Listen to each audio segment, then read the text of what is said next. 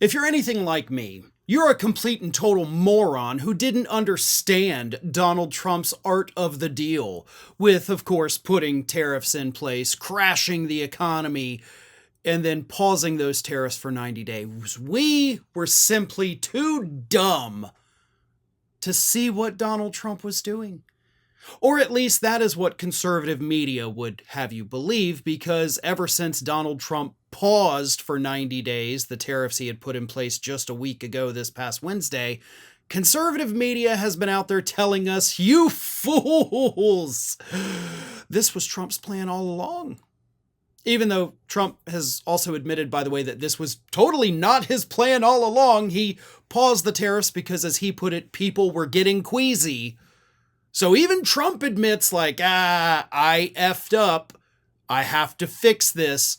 No, according to the folks at Fox News, at Breitbart, his billionaire hedge fund backers who just days prior had called him an idiot. No, we're the dumb ones now because Trump was going to do this the whole time. Laura Ingraham on Wednesday evening had this to say.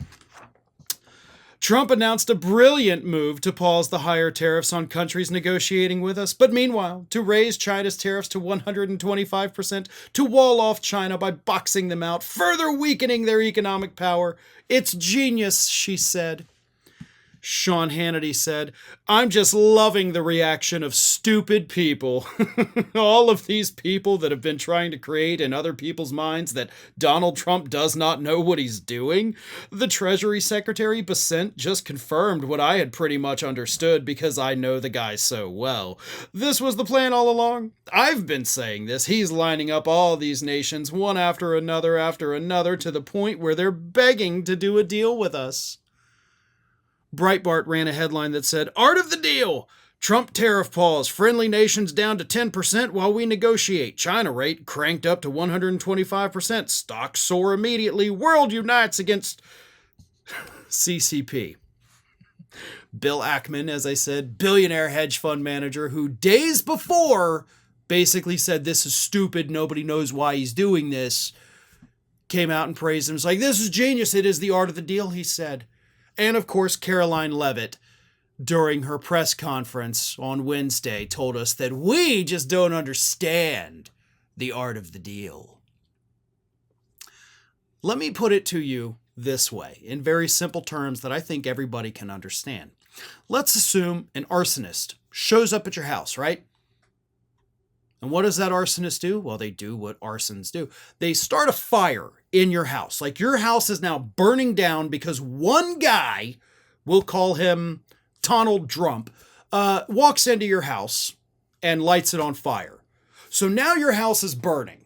And that guy, Donald Trump, is just standing there watching your house burn down as you freak out. And then after a little while, Mr. Trump decides to get a bucket of water and throw it on the fire. Do you then go up to the man who started the fire and say, oh my God, you're brilliant. Ha! Look at you putting out this fire that you started. God bless it. You're a friggin' genius, right? No, you don't do that. A crazy person would do that. But a normal, rationally thinking human being does not praise the arsonist for slightly putting out part of the fire they just lit in your living room. But that's what conservative media is doing. Trump is the arsonist. He lit it on fire. Everybody told him, don't light the fire, but he said, I'm going to start the fire anyway. And then when he puts out part of the fire, not even the whole thing, we're supposed to think he's some savior. He's some brilliant guy who knew what he was doing the whole time. That's insane. If you're out there pushing those talking points, you're a crazy person that needs psychological evaluations. Like multiple, not just one. I want second, third, fourth opinions on you.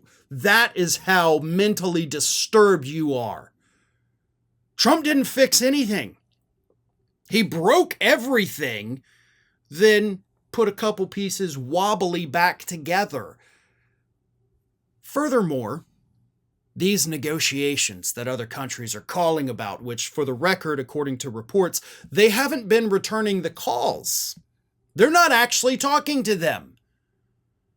But even if they were talking to them and we were getting these great deals, let me ask you this, conservative media. You're praising deals that you know nothing about, right? Because you don't know the details. We don't know what other countries are calling and saying. We don't know what Trump is saying to them. We don't know any of this. We don't even know, by the way, if it's even happening. Trump admitted his words, I did it because people were getting queasy. Not because everybody was calling me and wanting me to work out a deal.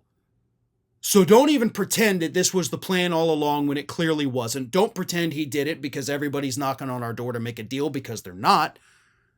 Europe was more than happy, by the way. They were sitting back and just watching the U.S. panic. They were loving it because they're going to swoop in and try to become the new economic powerhouse on the globe. Russia, as I mentioned in a segment earlier this week, said we should give him the Solyatov medal or build statues to him for destroying the U.S. economy. That wasn't part of the plan, folks. Trump is the arsonist who set the fire.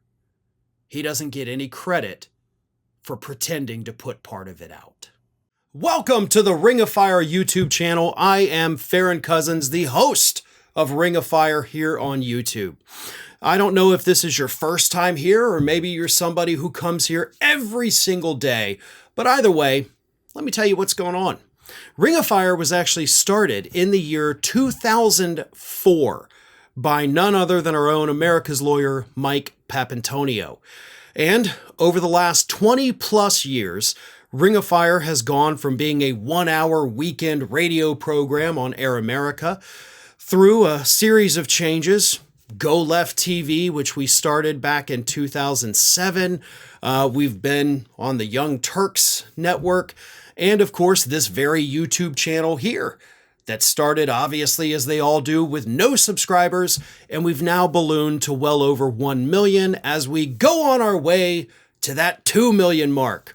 So again, if this is your first time here, make sure you subscribe. Take a few minutes, look around. We have content that actually goes back 20 years. So there's lots to see, there's lots to do. And trust me, with the next 4 years of Donald Trump getting back in office, we will be here every day, every single day, with fresh content for you to keep you informed about what's happening and, of course, to warn you of the potential dangers that Donald Trump poses as we approach his second term.